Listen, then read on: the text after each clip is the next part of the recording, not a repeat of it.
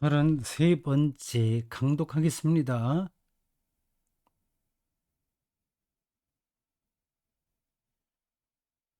지난번 32번째 강독 마지막 단락으로부터 이어가겠습니다. 그 대목이 오늘 우리가 보게 될 내용과도 좀 직접적으로 연관되기 때문입니다. 그 사람의 체스터턴이 현대 세계 전체가 자기의 어렸을 때서부터 어, 이제 하나의 철학으로 자리를 잡은 확신과 두 가지 점에서 충돌한다는 걸 얘기하는 중이에요.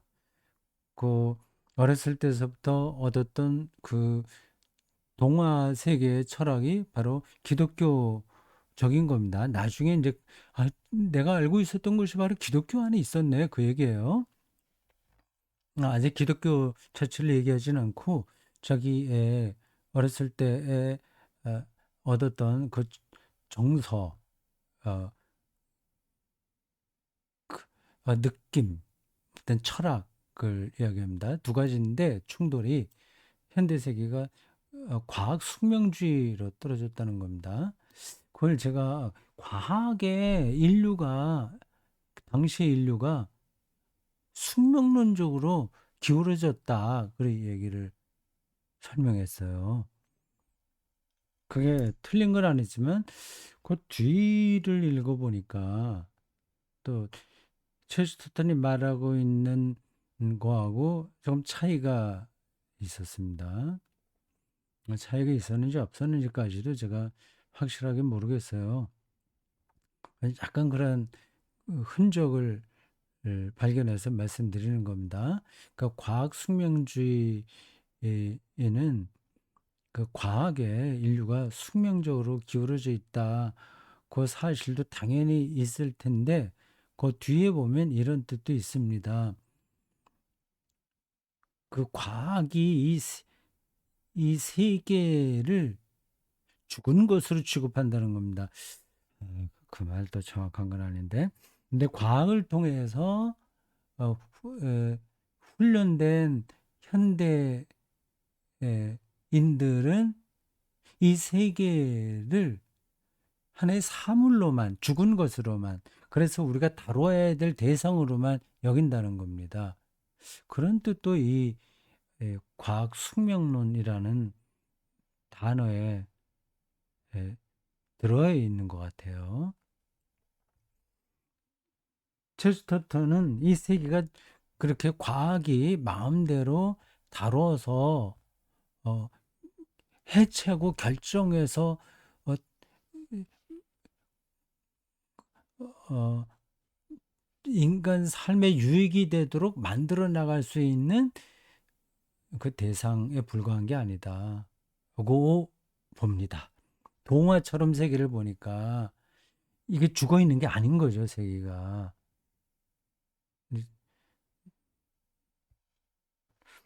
음, 그 다음 쪽 여러분들 이미지 파일로는 보여드리지 못하는데 조금 보겠습니다. 읽어볼게요. 여기 요 부분입니다. 말하자면 모든 것은 처음부터 아무 결함도 없이 개현되어 왔으므로 현재의 모습이 과거의 모습 그대로라고 하는 것이다. 자연 세계는 그대로 놓여 있는 거야, 바보같이. 네, 제 생각도 없어. 우리가 어떻게 다루냐에 따라서 달라지는 그냥 그렇게 있는 거로 본 거예요. 나무의 잎이 초록색인 것은 과거에 다른 어떤 색도 될 수 없었기 때문이다. 원래 초록 색깔이지. 그러나 동화 철학자는 잎이 주홍색이 될 수도 있었다는 이유로 현재 그것이 초록색인 것을 기뻐한다. 그는 마치 그가 잎을 쳐다보기 직전에 초록색으로 변한 것처럼 느낀다. 그걸 있는 그대로 원래 그렇게 있는 것으로 보는 게 아니라는 겁니다. 이럴 수도 있고 저럴 수도 있고 또 금방 또 달라질 수도 있고 하는 눈으로 그 대상을 보는 거예요. 그러니까 그 대상은 죽어 있는 게 아니라 살아 움직이는 거죠. 그는 마치 그가 잎을 쳐다보기 직전에 초록색으로 변한 것처럼 느낀다. 그러니까 얼마나 새롭겠어요. 저, 저게 원래 노란 색깔이었었는데 금방 초록색으로 바뀐 거예요. 그럼 새롭죠.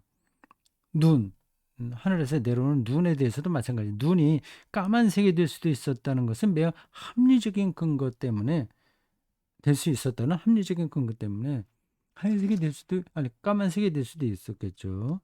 그것이 하얀색인 것을 즐거워한다. 각 색채는 그 속에 최상급의 뚜렷한 성질을 갖고 있다. 그래서 정원 장미의 붉은색은 갑자기 쏟은 피와 같이 명확하고도 드라마틱하다. 그래서 그는 방금 무슨 일이 일어났다고 느낀다. 음. 동화 아, 철학자들은 그렇게 세계를 살아있는 것으로 경험하는 거예요. 그게 옳은 건지 그냥 원래 노란 초록색이야 그렇게 하고 그거를 과학적으로 분석만 하는 어, 현대 과학주의가 옳은지 체스터턴이 문제를 제기하는 겁니다. 그 뒤에 또 이렇게 이런 설명이 나와요. 19세기의 위대한 결정론자들은 체스터턴이 싫어하는 사람들이죠. 결정론자들, 동화의 세계는 결정론이 개입할 수 없거든요. 조금 전에 무언가 발생했다고 느끼는 그런 순전한 감흥에 대해 강력한 반론을 제기한다. 물은 늘 언제나 위에서 밑으로 흘러야 돼. 이게 절대화된 거예요. 꼭 절대시키지 않을 수 있잖아요. 동화의 세계에서는 위로 흐를 수도 있는 거죠. 이 지구가 지금 그렇게 밑으로 물이 밑으로 흐르게 어, 되어 있으니까 흐를 뿐이지 다를 수도 있는 거예요. 다르게 지구가 형성될 수도 있었던 거죠. 그런 개연성을 완전히 부정할 수가 없는 겁니다.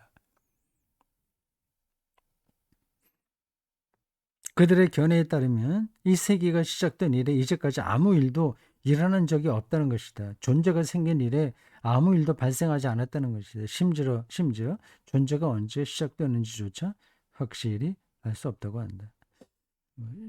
이렇게 해서 넘어가겠습니다.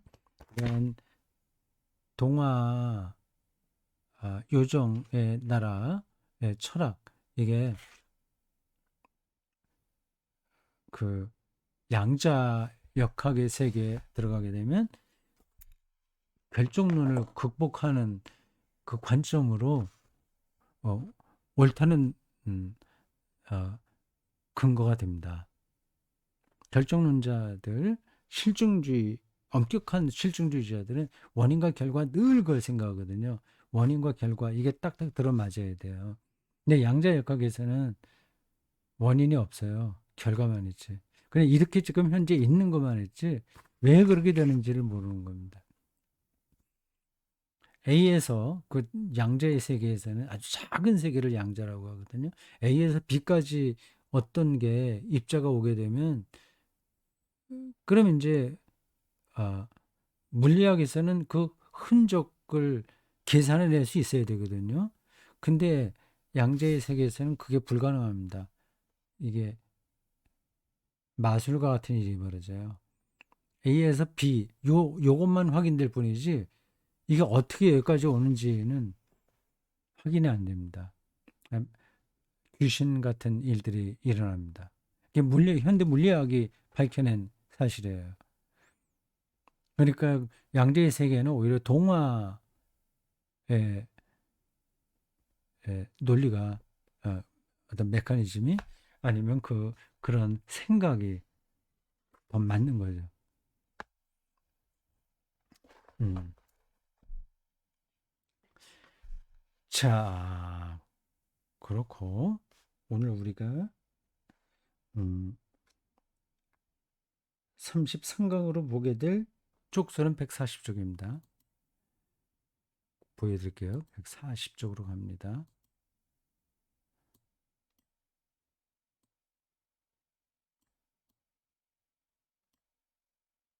140쪽.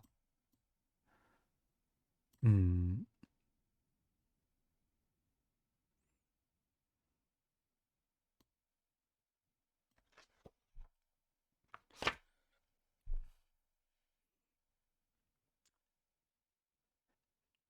과학주의자들, 결정론자들은 세계를 늘 그렇고 그런 것으로만 예, 보기에 정확하게 보고 있는 게 아니다 하는 사실을 첼스터턴이 말하고 있어요. 그걸 따라가기가 우리의 생각이 그쪽으로 열리지 않으면 좀 힘들죠.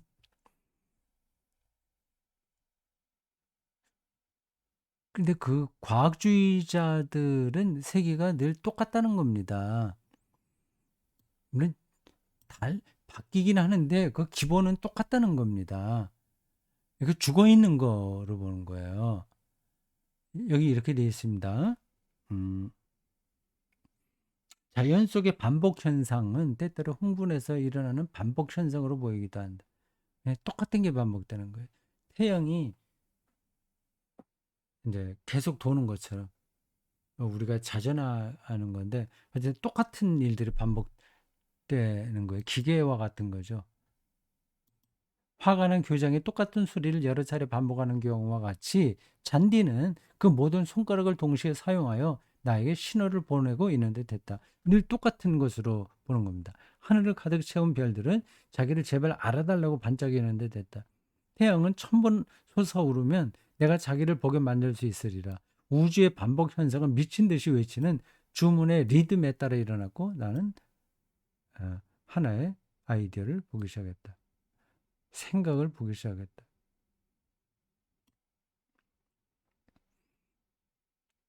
현대정신의 그 뭐예요? 현대정신의 문제점이라고 할 수 있을까요? 이렇습니다. 현대정신을 지배하는 저 높이 치솟은 유물론은 모든 것을 물리적 작용으로만 보는 거죠. 정신도 단순히 물적 현상으로 보는 거죠. 뇌의 생물학적 메커니즘으로서 어, 인간 뭐 영혼, 뭐 종교심 이런 게 있다고 말하죠. 그래서 뇌만 잘 분석하면 인간의 모든 종교 현상도 다 드러난다고 얘기하죠. 그러니까 다 유물론입니다. 유물론은 결국 한 가지 잘못된 가정에서 근거하고 있다. 음. 그것은 만일 한 사물이 반복 작용을 계속한다면 아마 죽은 상태일 것이라는 가정이다.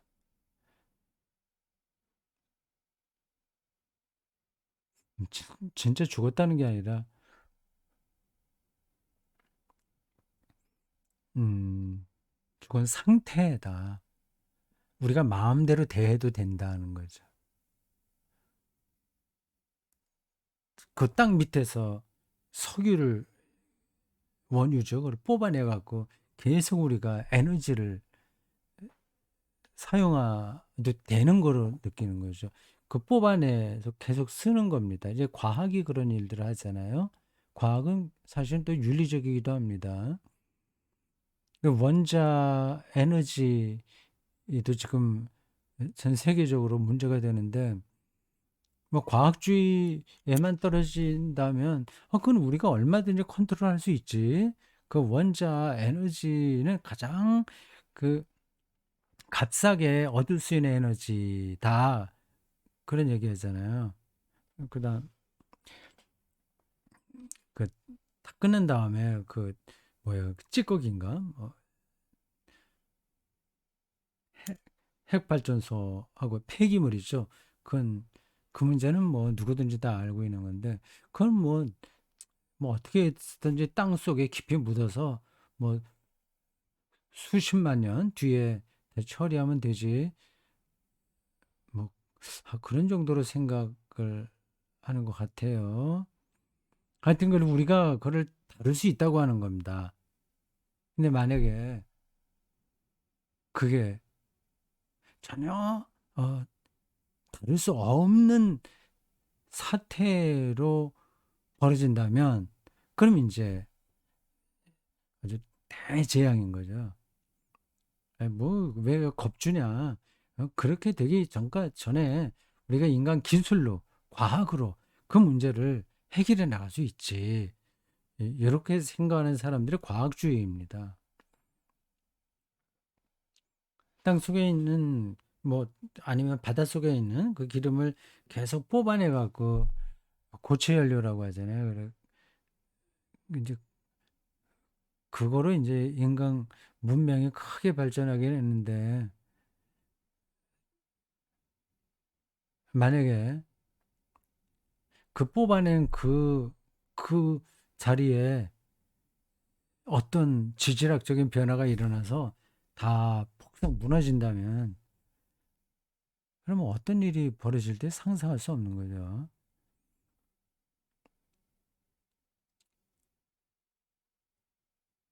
뭐, 그런 건 뭐, 이런 문제는 괜히 사람들에게 공포심을 자아내갖고 우리가 써야 될 에너지를 올바로 쓰지 못하게 에, 그 겁주는 거다 이런 말도 가능해요.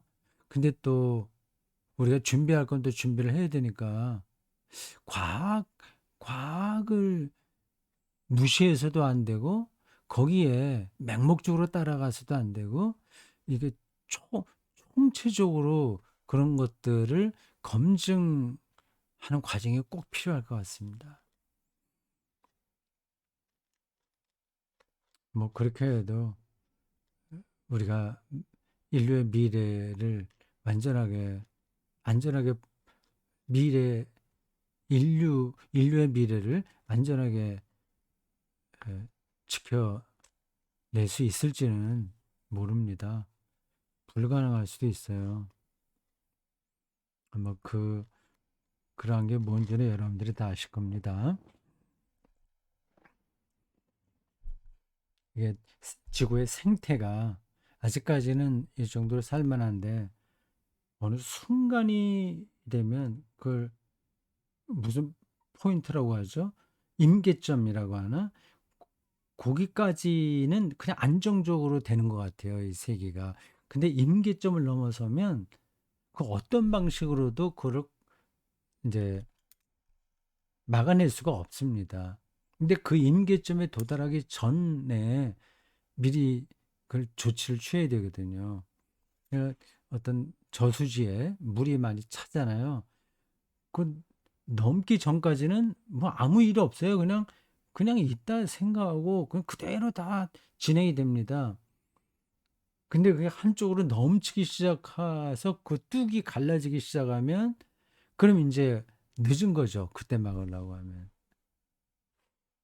뭐 여러분들이 흔하게 듣듯이 뭐 꿀벌이 이제 뭐 몇십 프로가 다 떼죽음 당했다. 뭐 그런 일들이 어쩌면 생태계의 균형이 무너지는 전조일지도 몰라요.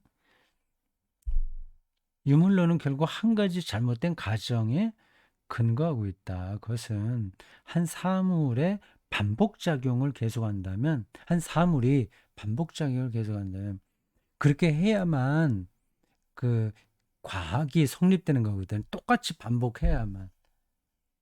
물이 밑으로 흐르다가 위로 흐르고 그러면 과학은 성립이 안 되잖아요. 이렇게 똑같이 반복. 태양이 뭐 우리가 태양을 1년에 몇 번 한 번 도는데 얼마나 걸린다거나 자전이 어떻거나 각도가 어떻거나 이게 똑같잖아요. 거의. 조금의 차이 있는데 그거는 뭐 그렇게 어, 우리가 과학을 하는데 잘못은 없죠. 만약 자전을 어떤 때는 20시간 만에 하고 어떤 때는 10시간 만에 하고 지금처럼 24시간 아니면 한 50시간 만에 한다면 그것도 기준이 없이 막 자기 마음대로 지구가 그렇게 한다면 그러면 뭐 그 모든 과학은 불가능한 겁니다. 그럼 자기 이 지구가 이 자연 세계가 살아있는 거죠. 그러니까 자기의 의지대로 움직이는 거니까. 근데 지금은 우리가 보고 있는 세계는 안 그렇잖아요. 그냥 똑같이 가고 있으니까 과학자들은 그걸 죽은 거로 생각한다는 거죠. 그래서 우리가 다룰 수 있다. 과학기술로. 근데 그게 체스터턴에 따르면 잘못된 가정이라는 겁니다. 여러분들 어떻게 생각하십니까?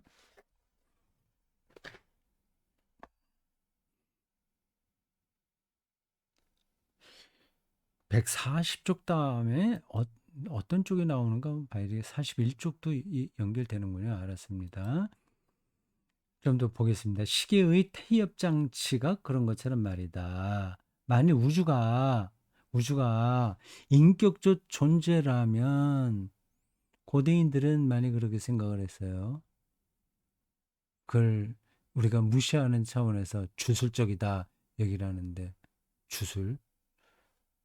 저 숲속에도 그 숲을 관장하는 신이 있고 뭐 성경은 좀 다르게 표현하지만 뭐 천사가 있고 사탄, 마귀가 있고 그렇게 보잖아요. 그러면 그거는 이제 인격적 존재라는 겁니다. 만약 우주가 인격적 존재라면 당연히 변할 것이라고 생각한다. 변하지 않는 거 보니까 쟤네는 뭐 죽어 있는 거네.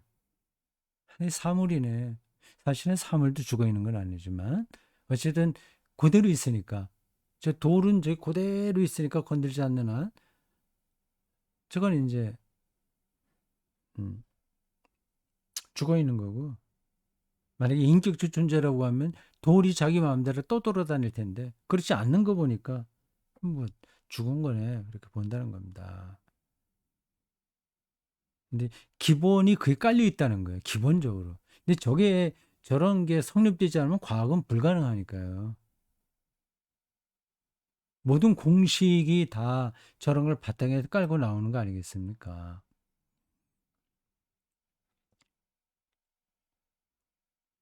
41쪽으로 갑니다.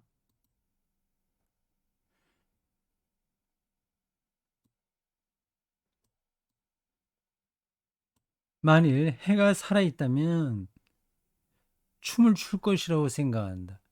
근데 그렇지 않고 그대로 넘어가니까 이런 생각은 기존에 알려진 사실만 보아도 오류로 드러난다. 아, 똑같이 돌아가니까 죽어 있는 것으로 보는 거는 오류다 하는 거죠. 인간사에서 일어나는 변화는 대체로 생명이 아니라 죽음에 의해 약이 되기 때문이다.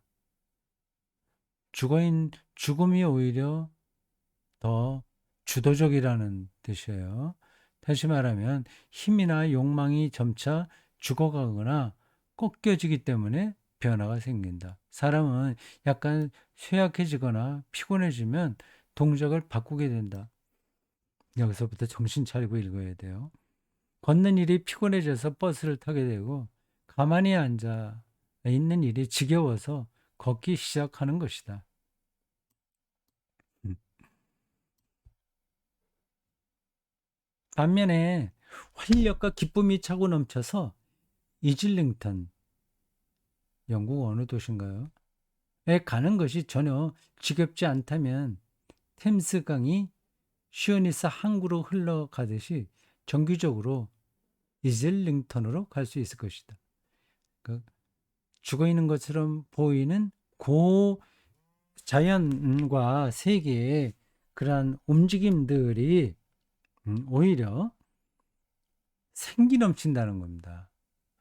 발상이 좀 새롭죠. 우리는 똑같이 반복하고 있는 저놈은 인격이 없지, 죽어 있지, 그렇게 보는데, 그래서 우리가 대상으로 다룰 수 있는 것으로 보는데 첼스타터는 오히려 우리 눈에 반복하는 것처럼 보이는 그 사태야말로 결정의 즐거움의 에너지의 발현이다. 뭐 대충 그렇게 보는 겁니다.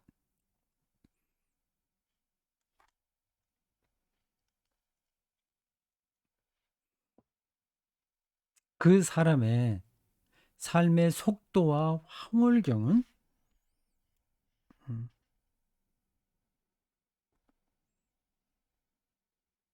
황홀경은 죽음 같은 고요함을 지니게 될 것이다. 예. 죽음 같은 고요함이 오히려 생명의 황홀경이라고 하는 겁니다.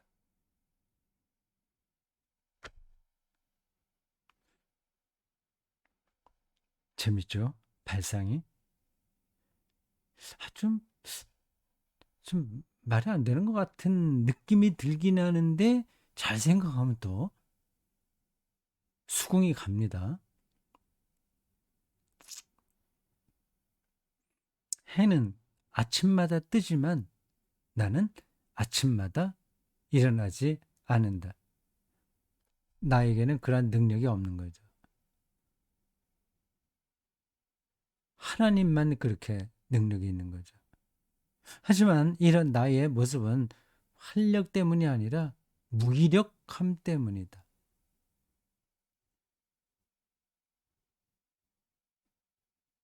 이를 대중적인 말로 표현하자면 해가 규칙적으로 뜨는 것은 그 일이 결코 지겹지 않기 때문이라고 말하는 게 옳다.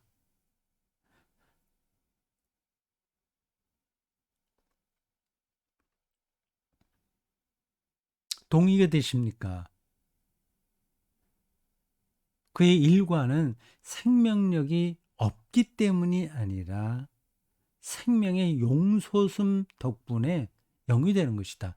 우리가 보기에 죽은 듯이 똑같은 음, 어, 움직임을 보이고 있는 자연 세계가 그렇다는 겁니다. 재밌어요. 이 표현 자체가. 그리고 그 발상, 그 관점이 그렇습니다. 근데 우리가 생각하는 거하고 평소에 생각했던 거하고 이제 다른 거라서 저렇게도 생각할 수 있나 그런 생각 그런 기분이 들긴 하는데 잘 생각하면 또 많은 얘기거든요. 뭐 개인들도 그렇습니다. 정말 내면적으로 꽉 차 있는 사람들은 지루한 일을 꾸준하게 해내요. 그게 없는 사람들은 이리 뛰고 저리 뛰고 계속 뭔가를 찾습니다. 가만히 못 있어요. 그 내면에 충실한 물 어, 얻기 위한 노력이 수행입니다. 수행. 그러니까 그 수행자들은 뭐 수도원이나 뭐 비슷한 그런 공동체에 있는 사람들은 이 세속 사회에 있는 사람들이 볼 때 대단히 지루한 일들을 꾸준하게 반복합니다. 근데 그런 것만 보고 저 사람들 저렇게 이렇게 아, 기운이 없어. 아우 정말 재미없게 사네. 그렇게 생각하면 그건 착각인 거죠. 수행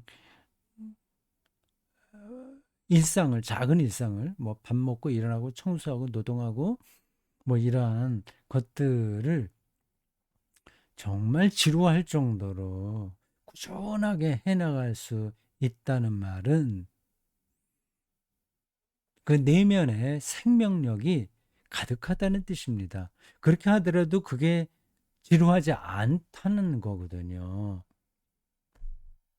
네, 수행이라고 하는 차원에서 저는 동의를 하는데 개인의 삶에서 근데 이 자연까지 이 사람이 그렇게 보고 있네요.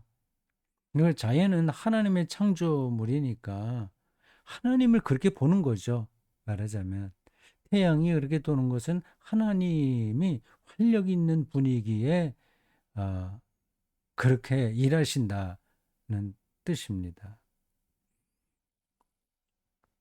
근데 현대 세계에는 이 자연을 크게 오해해서 똑같이 반복되고 있으니까 우리가 마음먹은 대로 다뤄도 좋을 만한 대상으로 여기는 거죠. 이 자연을 대상화하는 거죠.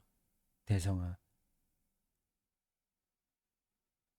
그러다가